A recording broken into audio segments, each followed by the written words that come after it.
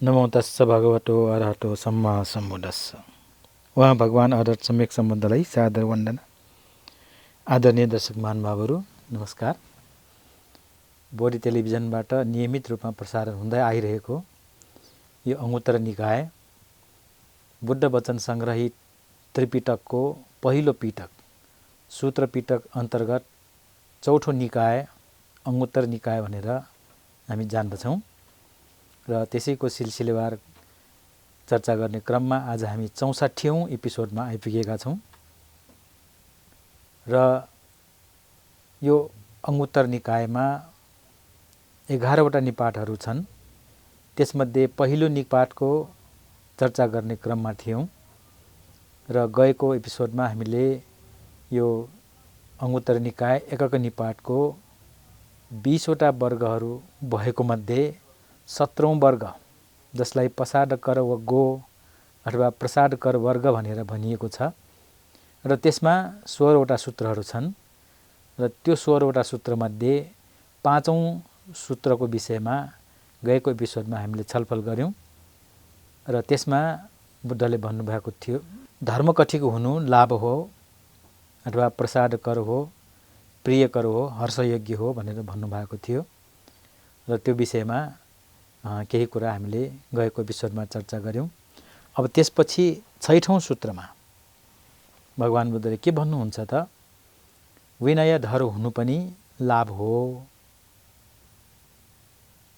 प्रसाद कर हो, हर्षयोग्य हो, प्रिय कर हो भनेर भन्नुभयो। आदरणीय दर्शक महानुभावहरू यहाँ विनय धर भनेको विनय माने नियम र त्यो नियमलाई धारण गर्ने, त्यो नियमलाई पालन गर्ने र त्यो नियमलाई राम्रोसँग बुझेको व्यक्तिलाई विनयधर भनेर भनिएको पाइन्छ। र यो नियम के हो त भन्ने हामीलाई जिज्ञासा उत्पन्न हुन सक्छ। विशेष गरेर यो उपदेश भगवान बुद्धले भिक्षुहरूलाई सम्बोधन गरेर भन्नुभएको हामी पाउँछौँ। किन त भन्दाखेरि विशेष गरेर उहाँका वरिपरि विशेष गरेर भिक्षुहरू रहनुहुन्थ्यो, कहिलेकाहीँ भिक्षुणीहरू रहनुहुन्थ्यो र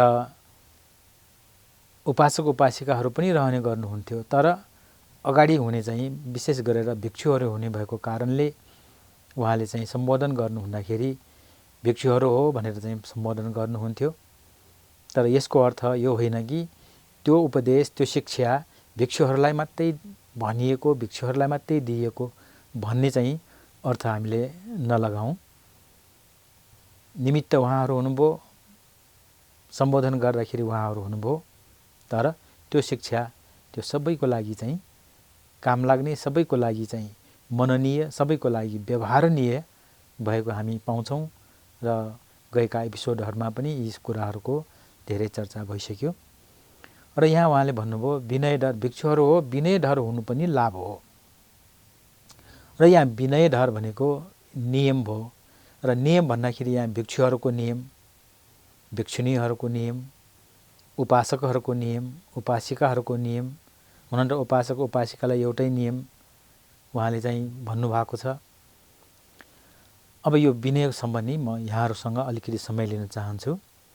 भिक्षुहरूलाई 227वटा नियमहरू पालन गर्नुपर्छ भनेर उहाँले चाहिँ विनयलाई चाहिँ भन्नुभएको छ, सिकाउनु भएको छ र त्यो पनि एकैचोटि 227वटा उहाँले चाहिँ बनाउनु भएको होइन।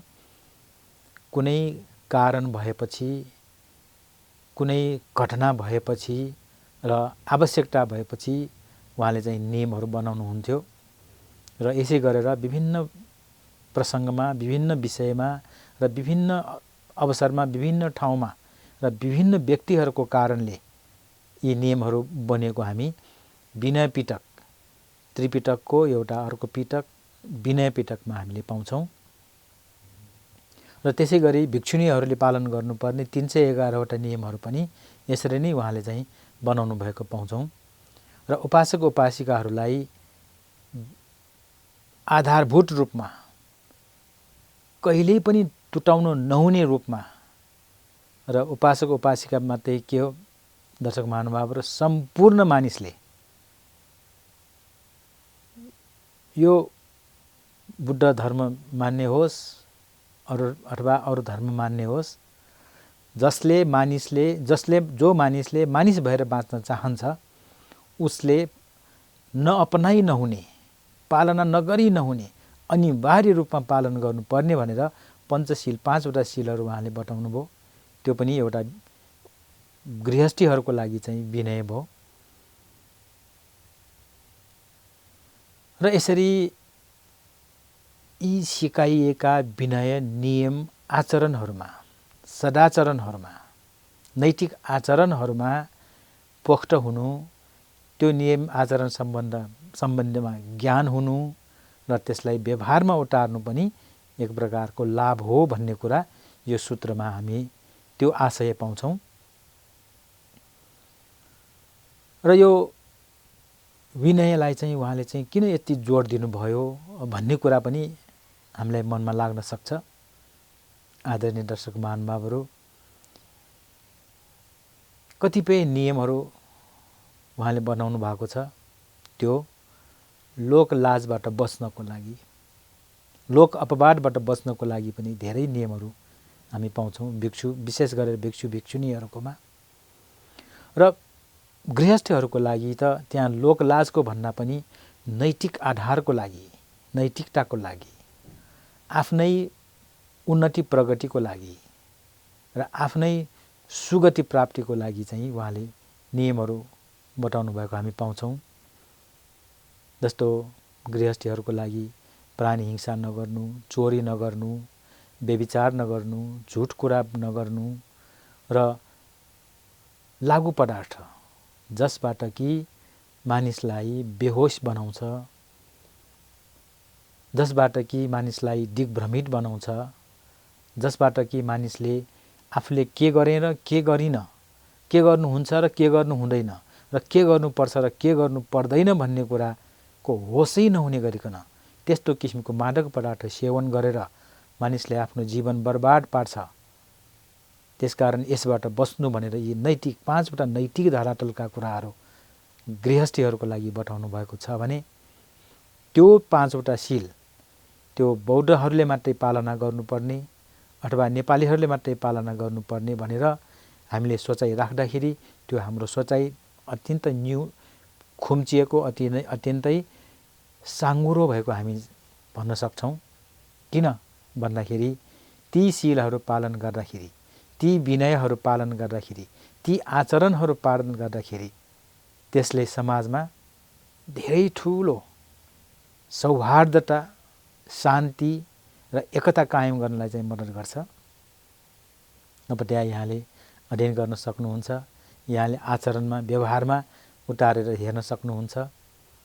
म कसैलाई हत्या गर्दिन, म कसैप्रति हिंसा गर्दिन भनेर भन्नुको अर्थ के त मबाट कसैलाई पनि म भय दिन्न, मबाट सबैजना निर्भय भएर चाहिँ बसे हुन्छ, बस्न सकिन्छ भने त्यस्तो ग्यारेन्टी गर्नु कुनै नराम्रो कुरा हो र दर्शक महानुभावहरू? र कसैले त्यस्तो नियम आफू पालन गर्छु भनेर बसेको छ भन्दाखेरि ऊदेखि हामी डराउनु पर्ने कुनै कारण हुन सक्छ र? अवश्य हुँदैन। भनेपछि समाजमा शान्ति, यो पहिलो शीलबाट नै कति शान्तिको वातावरण बन्न सक्छ। यो नभएरै समाजमा अशान्ति, समाजमा द्वेष, समाजमा विग्रहको चाहिँ वातावरण भएको हामी धेरै उदाहरणहरू पाउँछौँ। आदरणीय दर्शक महानुभावहरू, यो मानिसहरूले आवेगमा आएर कसैको हत्या गर्छ, रिसको कारणले हत्या गर्छ, बदलाको कारणले हत्या गर्छ, कसैको धन लुट्नको लागि हत्या गर्छ आदि इत्यादि सबै कुराहरू। ती कुराहरूले गर्दाखेरि समाजमा कति अशान्ति मच्चिएको छ, मानिसहरूलाई कति जिउनलाई पनि कठिन भएको कुराहरू हामीले महसुस गरेका छौँ, देखे भोगेका छौँ। र यदि कसैले पनि यी कुराहरू म गर्दिनँ भन्यो भने त्यो समाजमा शान्ति हुन्छ भन्ने कुरालाई अब कसैले नकार्न सकिएला? पक्कै सकिँदैन। यथार्थ सत्य हो, ध्रुव सत्य हो।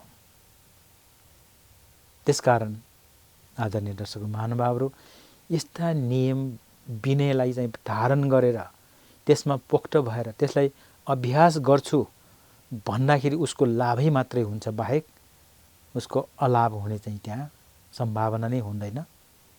त्यसै गरेर चोरी नगर्नु, चोरी नगर्ने त्यो शिक्षालाई यदि हामीले पालन गर्यौँ भने हामीदेखि अरू कसैले डर मान्नुपर्छ कि उसको सामान हराउँला।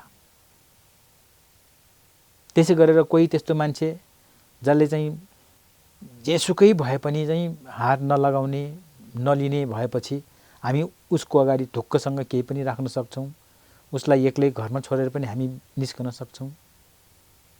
तर कसैको बानी त्यस्तो नराम्रो हामीले चाहिँ सुनेको छ अथवा देखेको छ भने त्यस्तो मान्छे घरमा मात्रै आउँदाखेरि पनि भेटघाट मात्रै हुँदाखेरि पनि मानिसहरू सतर्क भएर ऊदेखि चाहिँ टाढिन खोज्छ, ऊप्रति अभर हुन्छ, भर पर्न सकिँदैन, अविश्वास हुन्छ। र यसरी त्यो चोरी नगर्ने शिक्षा कसैले हासिल गरेको छ अथवा कसैले त्यसलाई चाहिँ पालन गरेको छ, धारण गरेको छ र त्यही अनुसारको उसले चाहिँ जीवन व्यवहार गरेको छ भने उसले गर्दाखेरि उसलाई लाभ त हुने नै भयो, उसको कारणले गर्दा अरू व्यक्तिलाई पनि लाभ भइरहेको हुन्छ। त्यसकारण यहाँ अब उभय पक्ष दुवै पक्षलाई लाभ हुने कुरा बुद्धले भन्नुभएको हामी पाउँछौँ। आदरणीय दर्शक महानुभावहरू, त्यसै गरेर व्यभिचारका कुराहरू, यो व्यभिचारका कुराहरू त अहिले समाजमा एउटा नराम्रो रोगको रूपमा फैलिरहेको हामी पाउँछौँ। स्कुलमा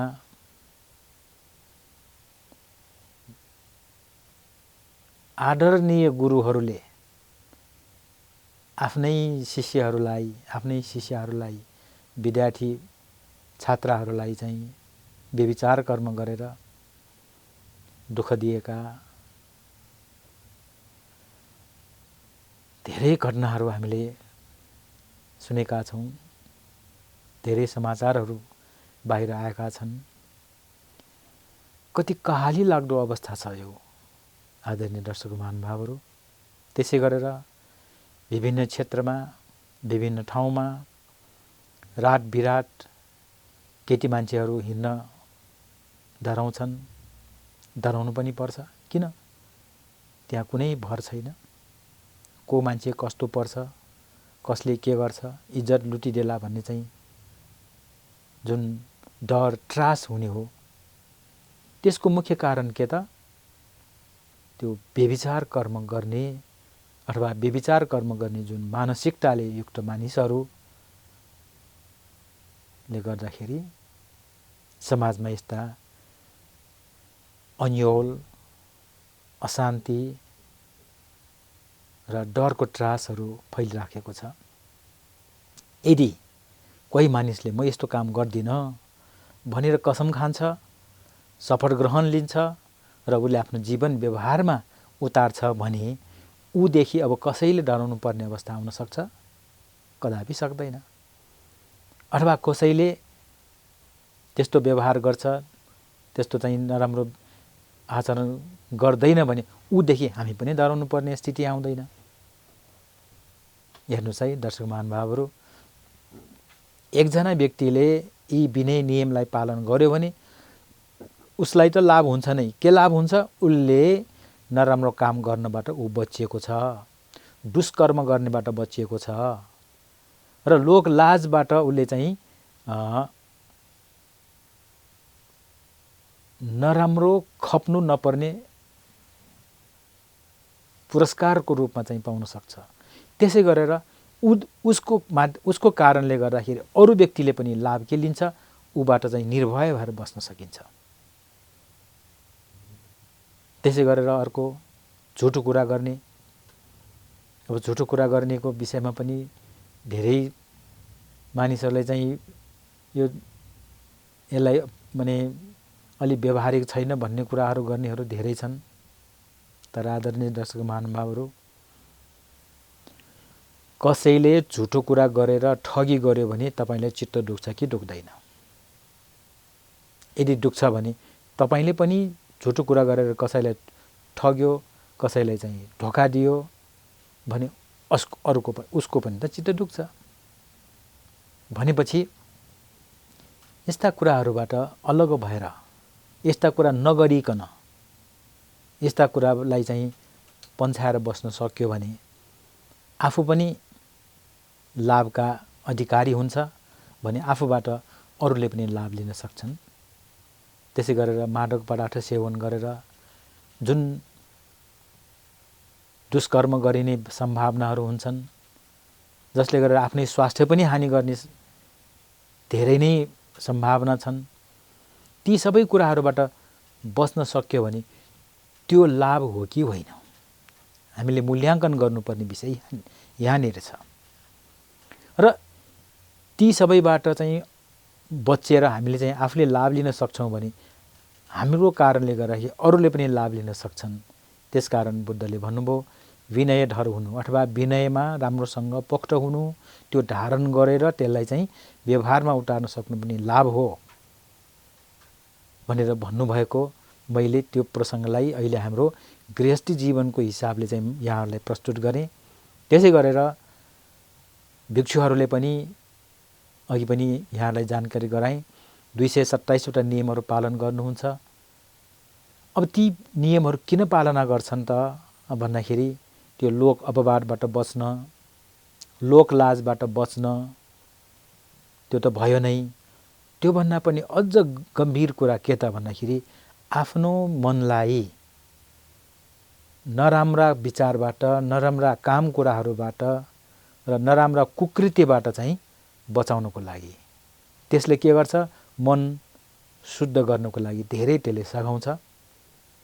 र जति जति मन शुद्ध हुँदै गयो, जति जति मनलाई चाहिँ सफा गर्दै लग्यो, त्यति त्यति त्यो स्थायी शान्तिको बाटोमा चाहिँ अगाडि बढेको हुन्छ। त्यसकारण बुद्धले के भन्नुभयो, सचित्त परियोडपनङ, यो चित्तलाई निर्मल गर्नु, एतं बुद्धानुशासनङ, यही बुद्धहरूको शिक्षा हो। र बुद्धहरूले शिक्षा दिनुभयो भन्दैमा हामीले मान्नुपर्ने किन भन्ने पनि यहाँ प्रश्न उठ्न सक्छ। तर जो व्यक्तिको मनमा नराम्रा दुर्विचार दुर्भावनाहरू व्यापक रूपमा आउने गर्दछ, त्यो व्यक्ति कुनै हालतमा पनि सुख आनन्द चैनसँग चाहिँ बस्न सक्दैन।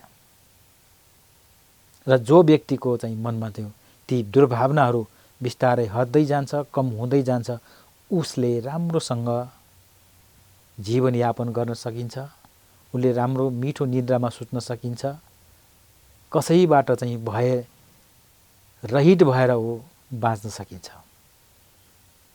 यस कारणले पनि बुद्धले चाहिँ यो विनयधर हुनु चाहिँ लाभ हो भनेर भन्नुभएको हामी पाउँछौँ।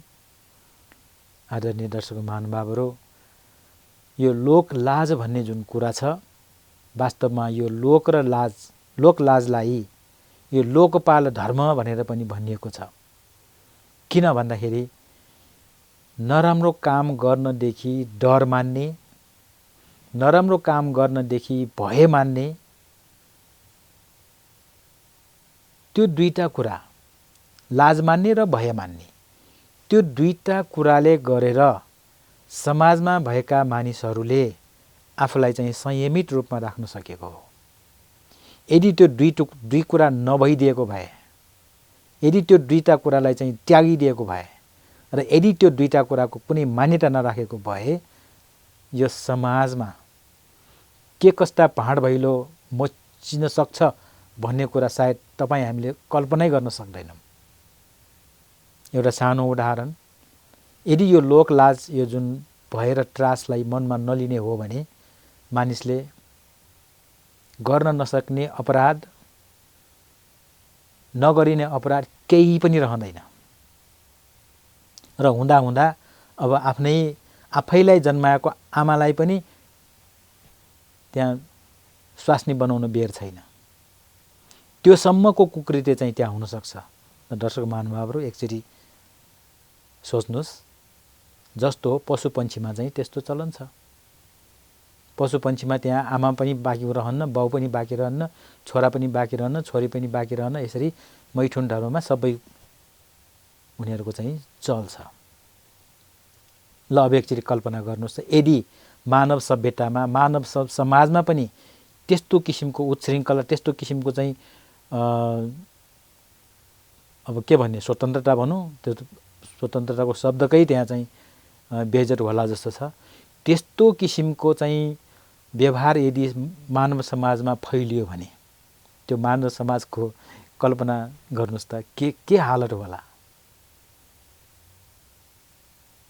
एउटा उदाहरण, त्यसै गरेर यो नराम्रो काम गर्दाखेरि मलाई लोकले भन्ला, त्यसबाट मैले चाहिँ नराम्रो परिणाम भोग्नु पर्ला भन्ने त्यो डर, त्यो लाजाले गरेर मानिसहरूले धेरै नराम्रा कामहरू गर्नबाट पन्छिएका छन्, बचेका छन्।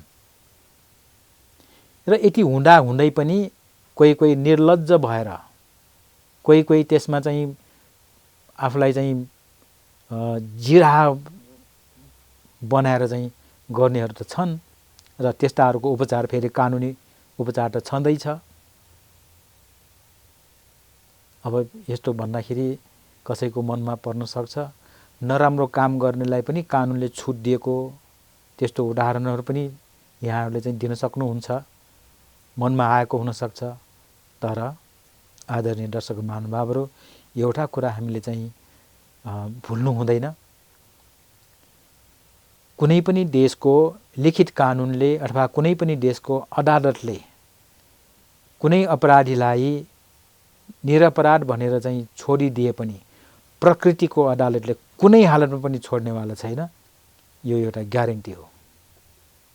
कसैले अपराध गरेको छ र मैले कसैले नदेखिकन अपराध गरेको छु भनेर ऊ चाहिँ दङ्ग परेर फुरुङ्ग परेर बसेको छ र मौजुदा सरकारी अथवा मौजुदा देशको कानुनले त्यो बचेको हुनसक्छ भए पनि, तर प्रकृतिको अदालत, प्रकृतिको न्यायबाट ऊ कुनै हालतमा पनि बच्न सक्नेवाला छैन। र यसरी प्रकृतिको कानुनबाट पनि बस्नको लागि र लोक लाजबाट पनि बस्नको लागि नराम्रा काम गर्नदेखि लाज मान्नु र नराम्रा कामदेखि गर्नदेखि डर मान्नु, भय मान्नु, त्यसलाई लोकपाल धर्म भनेर भनिएको छ। आदरणीय दर्शक महानुभावहरू, र यी यस्तै कारणले गरेर पनि बुद्धले चाहिँ यी नियमहरू बनाउनु भएको हामी पाउँछौँ। र नियम पनि फेरि एक पक्षलाई मात्र होइन, सम्पूर्णलाई समेटेर उहाँले नियमहरू बनाउनु भएको छ। र बनाएर मात्रै उहाँले छोड्नु भएन। के भन्नुभयो, ती नियमहरू धारण गर्नु, त्यसमा पोख्त हुनु र त्यसलाई व्यवहारमा उतार्नु पनि एउटा लाभदायक कुरा हो भनेर उहाँले एकदम स्पष्टसँग भन्नुभएको हामी यो सूत्रमा पाउँछौँ। आदरणीय दर्शक महानुभावहरू, त्यसपछि अर्को 7औं सूत्रमा उहाँले के भन्नुहुन्छ त, बहुश्रुत हुनु लाभ हो भनेर भन्नुभयो। अब बहुश्रुत भनेको, बहु माने धेरै, श्रुत माने सुनिएको।